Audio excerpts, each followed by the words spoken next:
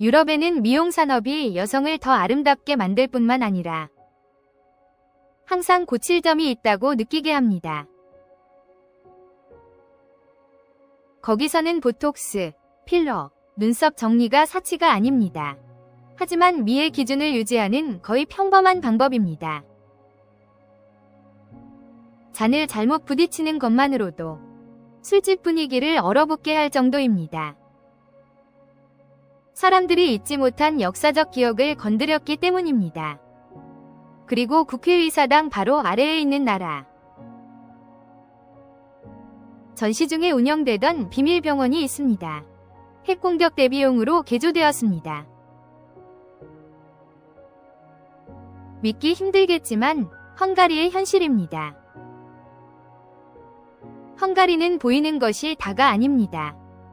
완전히 화려하지도 침울하지도 않습니다. 사회적 압력, 역사, 집단적 불안이 공존하는 곳입니다. 바로 이 모순이 국가의 독특한 정체성을 만듭니다.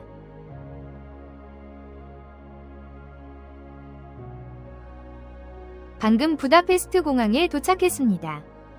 영어, 프랑스어, 독일어를 알아도 한마디도 이해하지 못합니다.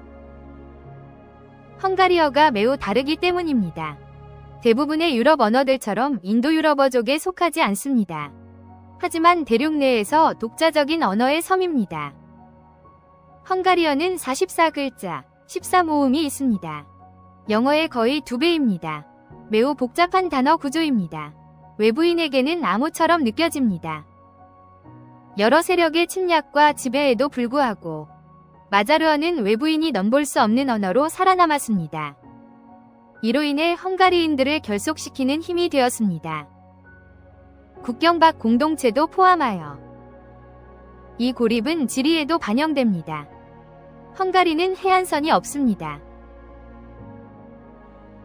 하지만 헝가리인들은 벌러톤 호수를 헝가리의 바다라고 여깁니다. 시각적인 매력뿐만 아니라 그와 관련된 집단적 기억과 감정 때문입니다. 벌러톤은 한때 모든 사회계층이 공유하는 장소였습니다. 냉전시대 독일 가족들의 드문 만남의 장소이기도 했습니다. 하지만 지금은 호수의 많은 지역이 울타리로 막혔고 요금이 부과되며 고급 프로젝트에 사용됩니다. 어느 오후든 부다페스트의 안드라시 거리를 거닐어 보세요. 그럼 알게 될 겁니다.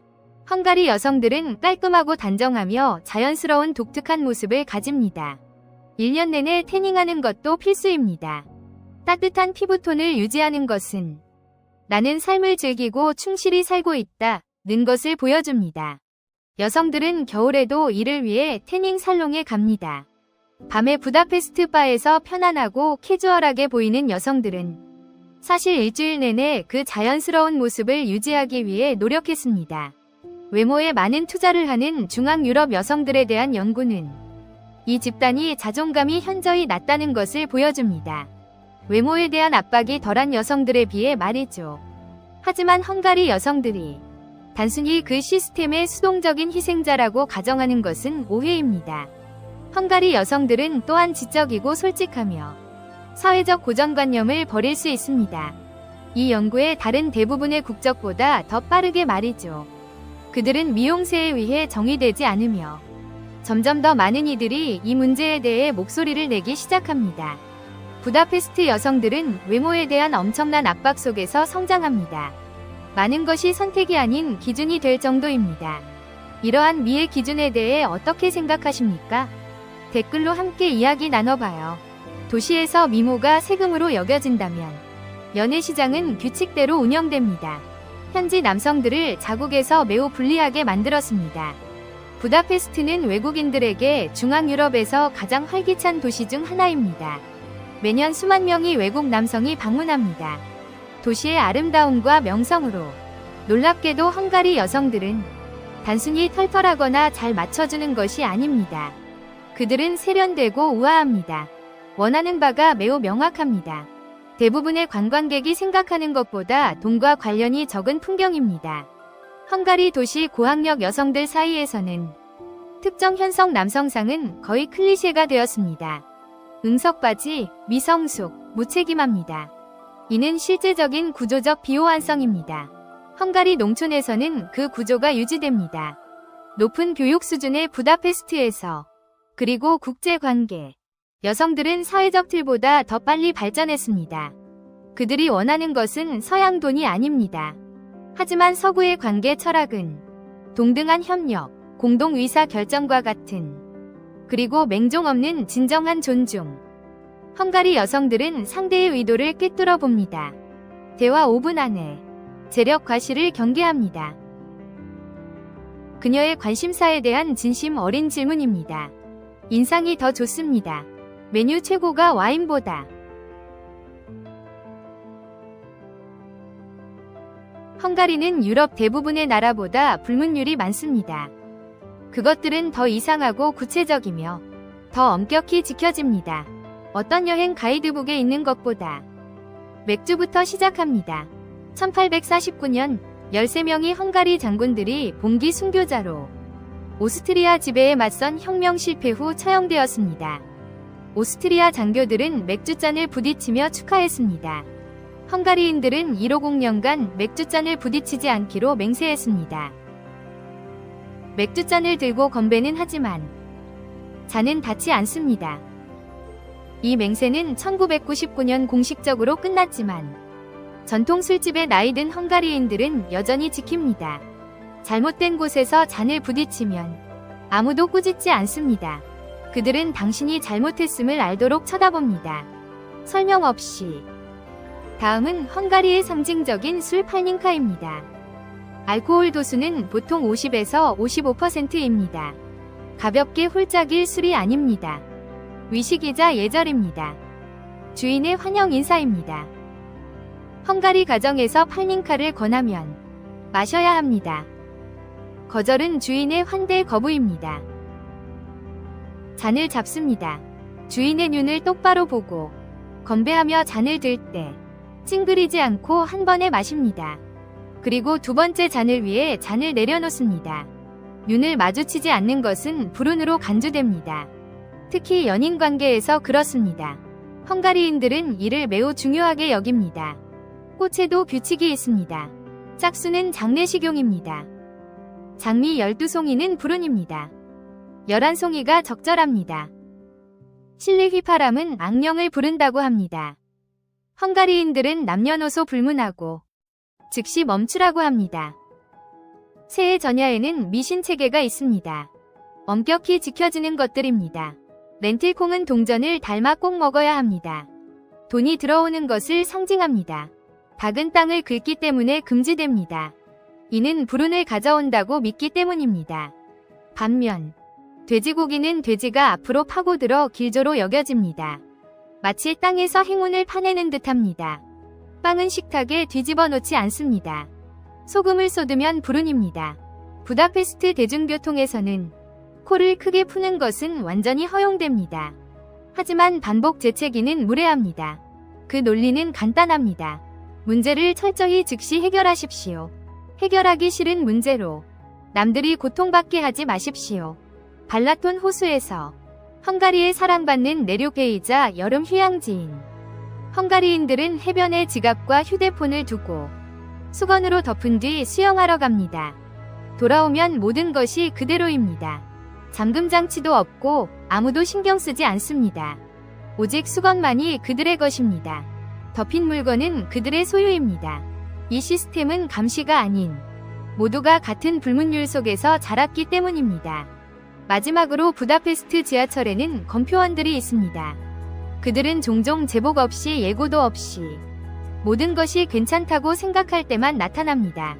유효한 티켓이 없으면 즉시 벌금이 부과되며 벌금은 약 43달러에서 135달러에 이릅니다. 협상 불가, 예외 없습니다.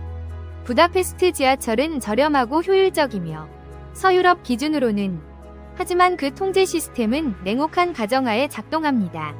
잘못은 당신에게 있고 결과는 즉각적이라는 것입니다. 모든 문화에는 불문율이 있습니다. 기록되지 않았지만 모두가 아는 규칙들입니다. 헝가리에는 맥주잔을 들고 건배하는 관습과 눈을 직접 마주보는 관습, 폴링카 음용시, 천으로 덮인 지갑. 아무도 만져서는 안 됩니다. 이제 여러분의 의견을 듣고 싶습니다. 여러분 문화에서 가장 이상한 불문율은 무엇이며 외부인을 완전히 당황시킬 만한 것은요? 댓글로 공유 바랍니다. 이 규칙 중 일부는 더 기이하여 헝가리의 다른 어떤 것보다도 부다페스트는 두 개의 분리된 도시입니다. 부다와 페스트는 1873년까지 분리되어 있었습니다. 오부다와 합쳐져 하나의 도시 지역이 되었습니다. 현재 유럽에서 가장 건축학적으로 웅장한 수도 중 하나입니다. 1300개 이상의 온천이 지하에 있습니다. 로마인들은 이곳을 아퀸쿰이라 불렀고 2000년 전 이곳에 목욕탕을 지었습니다. 오늘날 온천욕은 활발한 활동입니다. 사람들은 떠다니는 체스판 위에서 체스를 두며 화씨 95에서 100도 미네랄 온천수에서 정치를 논하고 사업을 협상합니다. 온천욕은 사교 활동의 기반 시설이며 단순한 스파가 아닙니다. 부다성 아래에는 거대한 터널 시스템이 있습니다. 바위 깊숙이 파여 있습니다. 1944년부터 1945년까지 50일간의 포위 공격 동안 이곳은 비밀군 병원으로 사용되었습니다. 정전시 의사들은 촛불 아래에서 수술했습니다. 전쟁 후 이 시설은 더욱 개선되어 핵공격에 견딜 수 있도록 방폭문, 독립된 공기 시스템, 밀봉된 의료 장비를 갖추었습니다. 이곳은 계속 기능하도록 설계되었습니다. 도시의 핵폭발 후에도 말입니다. 그 방폭문들은 여전히 그곳에 있습니다. 지상에는 페스트 근처 다뉴브강 강변에 헝가리 국회의사당이 서 있습니다. 세계에서 세 번째로 큰 국회의사당입니다. 돔은 96m에 이릅니다. 내부에는 약 40kg의 23K 금이 필요했습니다. 1885년에서 1904년 사이 차관으로 건설되었습니다. 서히 저물어가는 위대한 시대의 기념비입니다. 금성문 선언과 같습니다. 헝가리가 강대국으로 유지된다는 것. 역사가 반증함에도 매년 2월이나 3월 모하치에서 남자들은 거대한 양가죽 코트를 입습니다. 몇 주에 걸쳐 만드는 손조각 나무 가면, 몸에 소방울을 답니다. 마을을 행진합니다. 낯선 이들을 놀라게 하는 종소리. 상징적인 관이 마을 광장에서 태워집니다. 이 축제는 부쇼야라시로 알려진 유네스코 무형문화유산으로 등재되어 있습니다. 기원은 두 가지 설로 나뉩니다. 현지인들이 오스만 병사들을 막기 위해 마스크를 썼거나 16세기 점령 때 아니면 가면들은 원래 겨울을 물리치려 쓰였습니다. 두 이야기는 엄숙하게 전해집니다. 헝가리 요리는 국한되지 않습니다. 부다페스트의 고급 미슐랭 스타 레스토랑으로 식당, 시장, 노점상에는 또 다른 세상이 있습니다. 거기서 소박한 음식이 있습니다. 있는 것을 최대한 활용하는 정신을 담고 있습니다. 때로는 외국인 방문객들을 놀라게 할 만큼 특이합니다. 대표적인 예는 시장빵입니다. 흔히 쥐빵이라고 불립니다. 이 이름은 재료와는 무관하며 요리의 단순한 모습과 품질에서 비롯됩니다. 주로 냉동 미트볼로 만들어지며 다시 튀겨 빵 안에 넣는데 새콤달콤한 절인 양배추 2조각을 사용합니다. 단순하고 다소 투박한 모습에도 불구하고 이 요리는 많은 추억과 연결됩니다. 교회 지역에 살았던 이들에게는, 어려운 시기를 겪은 이들에게 또 다른 상징적인 전설의 요리는 징집병들이 먹었던 통조림 고기입니다. 농담삼아 도마뱀 고기라 불렸습니다. 그 기원이 너무나 신비로워 헝가리 민속에서 인기 있는 농담이 되었습니다. 참전 용사들은 군 복무 시절을 회상할 때 이 요리를 향수와 유머를 섞어 이야기합니다. 게다가 많은 헝가리인들은 요리와 함께 자랐는데 달콤하고 짭짤한 맛의 독특한 조합이 특징입니다. 대표적인 예는 삶은 감자와 함께 나오는 과일 소스입니다. 흔한 학교 점심 메뉴였습니다. 으깬 과일의 단맛은 감자의 부드러운 식감과 어우러져 독특한 요리 경험을 선사했습니다. 외부인에게는 이해하기 어렵지만 그 시대 아이들에게는 익숙했습니다. 간식 중에는 즉흥적인 창작물도 있습니다. 초콜릿 덮인 신선한 치즈 스틱을 단순한 빵 2개 사이에 끼워 넣은 것입니다. 이 겉보기엔 어울리지 않는 조합은 사람들이 가진 것을 활용하는 방식을 완벽히 반영합니다. 만족스럽고 즐거운 식사를 만들기 위함입니다. 이 독특한 요리들은 의도된 것이 아닙니다. 요리의 정교함이나 품격을 과시하려는 것이 아닙니다. 대신 그것들은 역사적 시기의産物입니다. 부족함이 늘 존재하던 시기였습니다. 수십 년간 공산주의 정권 아래에서 음식, 특히 고기는 항상 쉽게 구할 수 없었습니다. 따라서 사람들은 동물의 거의 모든 부위를 활용할 수밖에 없었습니다. 간과 뇌부터 흔치 않은 부위까지 만두나 스튜 같은 요리를 만들기 위해서였습니다. 헝가리는 매일 작아지고 있습니다. 매일 이 나라는 약 89명의 인구를 잃고 있습니다. 전쟁이나 질병 때문이 아닙니다. 떠나는 사람들의 수, 죽는 사람들의 수, 그리고 태어나는 아이들의 수가 나라의 균형을 유지하기에 더 이상 충분하지 않기 때문입니다. 2026년 4월 현재 헝가리의 인구는 960만 6,513명입니다. 그 숫자는 매달 계속 감소하고 있습니다. 이 추세가 계속된다면 2026년에는 3만 2천명 이상의 인구를 잃게 될 것입니다. 그리고 2050년에는 인구가 약 847만 명에 불과할 수 있습니다. 100만 명 이상을 잃는 나라가 됩니다. 30년도 채 안 되는 기간에. 하지만 우려되는 점은 단지 숫자에만 있지 않습니다. 2004년 이후 가입 후 헝가리는 자국 시민들이 떠날 수 있도록 문을 열었습니다. 많은 의사, 엔지니어, 교사, 변호사들에게는 독일이나 오스트리아에서 일하면 훨씬 더 나은 삶을 의미했습니다. 많은 고등학교에서 학생 3분의 1에서 절반이 말하길 졸업 후 헝가리를 떠나고 싶다고 합니다. 잠시가 아닌 영구적으로요. 이는 인재 유출입니다. 헝가리엔 거의 출혈과 같습니다. 부다페스트를 떠나면 그 결과가 분명해집니다. 불과 100km만 떨어져도 완전히 다른 헝가리를 보게 됩니다. 버려진 집들, 노후화된 마을, 학생 부족으로 문 닫은 학교, 사라진 식료품점들. 정부는 수많은 조치를 시도했습니다. 출산을 장려하기 위해 자녀 셋 어머니 평생 세금 면제부터 주택담보대출 지원까지 대가족을 위한. 하지만 인구 감소 문제를 해결하지 못했습니다. 여기에 역설이 있습니다. 헝가리는 인구 부족에 직면해 있지만 이민을 해결책으로 보지 않습니다. 유럽이 새로운 공동 이주 메커니즘을 추진하지만 부다페스트는 계속 저항합니다. 헝가리 정부는 거듭 밝혔습니다. EU이 이민자 할당 메커니즘에 참여하지 않을 것이라고. 브뤼셀이 결정하는 것도 원치 않습니다. 누구를 국내로 들여올지 그들에게 국경만의 문제가 아닙니다. 주권 문제입니다. 따라서 이 갈등은 단순한 의견 불일치가 아닙니다. 헝가리와 EU 간에 이는 두 가지 다른 관점을 보여줍니다.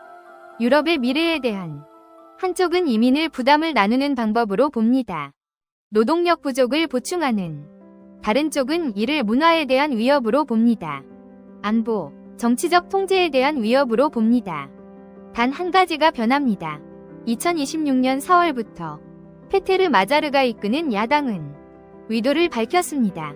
헝가리를 브뤼셀에 더 가깝게 만들겠다고. 그러나 정치적 기조가 바뀌어도 헝가리의 이민 논쟁은 끝나지 않았습니다. 헝가리는 밖에서 보면 항상 더 저렴해 보입니다. 실제보다 한 독일인 관광객이 부다페스트에 도착해 커피를 사고 식당에서 저녁을 먹고 택시로 호텔에 돌아갔습니다. 그리고 집에 가서 친구들에게 말했습니다. 부다페스트가 믿을 수 없을 만큼 저렴하다고. 그들은 틀리지 않았습니다. 지갑에 유로가 있다면 부다페스트는 정말 저렴했습니다. 하지만 헝가리인들은 유로를 가지고 다니지 않습니다. 포린트를 가지고 다닙니다. 외국인들과는 이야기가 완전히 다릅니다. 2020년부터 헝가리는 가장 높은 누적을 기록했습니다. EU 전체의 물가 상승률, 물가가 약 57% 상승했습니다. 그 당시 블록 평균 증가율 28%위 약 2배입니다. 이는 10년도 채 안 돼요. 헝가리에서 번 돈의 구매력 약화되었습니다. 대부분의 이웃 국가들이 경험하지 못한 방식으로 2026년 3월까지 인플레이션이 1.8%로 떨어졌다. 수년 만의 최저입니다. 서류상으로는 긍정적인 신호입니다. 하지만 그 숫자는 물가 상승을 나타낼 뿐입니다. 전년보다 더 느리게 생활이 다시 싸진 것은 아닙니다. 물가가 이미 치솟았는데 작은 증가는 그저 겹겹이 쌓일 뿐입니다. 기존 부담에 더해 이 현실은 가장 잘 드러납니다. 정부 발표와 격차를 보면 사람들이 일상에서 겪는 일입니다. 헝가리의 GDP 성장률은 물결표에 달할 것으로 예상됩니다. 2025년에는 불과 0.5%입니다. 초기 예상보다 현저히 낮습니다. 3.4%입니다. 한편 최저임금은 인상될 전망입니다. 2026년 11% 증가, 월 32만 2,800포린트까지 약 840유로에 해당합니다. 이 수치들은 진전처럼 들리지만 어떤 기준에 대한 진전일까요? 그 답은 무엇이 일어나는지에 있습니다. 사회생활 속 경제적 압박에 대한 것입니다. 부다페스트에서 이 압박은 주거에서 가장 명확합니다. 임대료는 계속 오르고 있으며 저소득층과 중산층을 밀어내어 도심에서 점점 더 멀어지게 합니다. 우크라이나나 아시아 출신 이주 노동자들은 더욱 취약합니다. 지원망이 거의 없기에 생활비가 수입을 넘어서면 더욱 그렇습니다. 이것이 가장 명확한 모습입니다. 오늘날 헝가리 경제에 한편에는 막대한 부를 가진 새로운 엘리트가 있고 요트와 고급 리조트를 소유합니다. 다른 한편에는 수백만 명이 생활비로 고통받습니다. 수입에 비해 점점 불균형해지는 문제는 단순히 빈부격차가 아닙니다. 경제가 성장해도 그 혜택이 사회 전체에 고루 돌아가지 않는다는 느낌입니다. 헝가리는 외국인에게 여전히 저렴해 보일 수 있지만 헝가리인들에게는 삶이 오랫동안 비쌌습니다. 더 이상 비싼지 아닌지가 문제가 아니라 언제 더 비싸지는 것을 멈출지입니다. 헝가리는 외국인에게 저렴해 보일 수 있지만 헝가리인들에게는 삶이 비싼지는 이제 질문이 아닙니다. 문제는 언제까지 비쌀 것인가입니다. 책상 위 볼펜은 헝가리 발명품입니다. 라슬로 비로가 1938년 그 메커니즘을 완성했고 새는 만년필을 대체하여 전세계 필기 습관을 바꿨습니다. 루빅스 큐브도 헝가리에서 유래했습니다.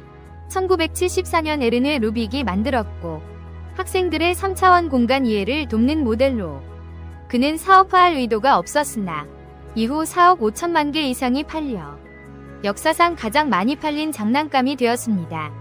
헝가리는 현대과학에도 큰 족적을 남겼습니다. 알베르트 센트제르지는 비타민C를 연구 가능한 형태로 최초 분리하여 괴혈병 해명에 기여했고 1937년 노벨 의학상을 수상했습니다. 부다페스트 출신 데니스 가보르는 홀로그래피 이미징을 발명했고 1971년 노벨 물리학상을 받았습니다. 존 폰 노이만은 20세기 최고의 지성 중 한 명으로 현대 컴퓨터 아키텍처의 토대를 마련했는데 프로그램과 데이터가 단일 메모리에 함께 저장되는 오늘날 대부분의 컴퓨터를 지배하는 원리입니다. 인구 1천만 명 미만의 헝가리는 16명이 노벨상 수상자를 배출하여 이는 수상 역사상 가장 높은 1인당 비율 중 하나입니다. 이 나라의 뛰어난 교육 전통은 답변뿐 아니라 더 나은 질문을 하는 법도 가르칩니다.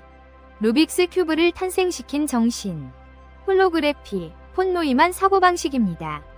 헝가리인들은 조용히, 깊이, 신중하게, 은밀히 이 자부심을 품습니다. 부다페스트의 아침은 온천욕으로 시작됩니다. 휘갈겨 쓴 메모, 트램에서 루빅스 큐브를 푸는 아이. 하지만 다른 곳에서는 한 청년이 기차역을 떠납니다. 급여가 3배 더 많은 다른 나라로. 같은 나라지만 늘 다른 방향으로 갑니다. 그래서 헝가리는 결코 평범한 곳이 아니었을 겁니다. 상처와 역설로 얼룩진 단순한 나라가 아닙니다. 결코 치유되지 않는 기억들입니다. 상실, 전쟁, 점령을 겪어낸 곳, 이주와 분열, 세상을 바꿀 인재들을 계속 배출합니다. 어쩌면 헝가리의 미래는 바로 거기에 달려 있습니다. 고통을 반복하지 않습니다. 압박을 지혜로 바꾸는 능력에서, 비관에서 회복력으로, 분열된 역사를 발전 원동력으로. 부다페스트는 모순의 도시로 남을지 모릅니다. 헝가리는 여러 방향을 동시에 모색하는 국가로 남을 수 있습니다. 하지만 역사가 증명한 한 가지는 헝가리인들은 거의 사라지지 않습니다. 그들은 강인하고 적응력이 있습니다. 세상이 기억할 흔적을 남깁니다. 따라서 궁극적인 질문은 더 이상 과거 헝가리의 모습, 관건은 헝가리가 향후 수십 년간 어떤 길을 택할지, 과거의 그림자 속에 사는 국가, 혹은 그 상처를 새로운 힘으로 바꾸는 국가. 이 영상에서 무엇이 가장 놀라웠나요? 방금 본 모든 것 중에서 헝가리에 대해 무엇이 가장 놀라웠나요? 그 모순, 그 슬픔, 혹은 놀라운 지적 유산이었나요? 댓글을 남겨주세요. 이런 이야기가 좋으시다면 채널 좋아요와 구독 잊지 마세요. 더 많은 세상의 기묘한 나라들을 만나보세요. 다음 영상에서 만나요.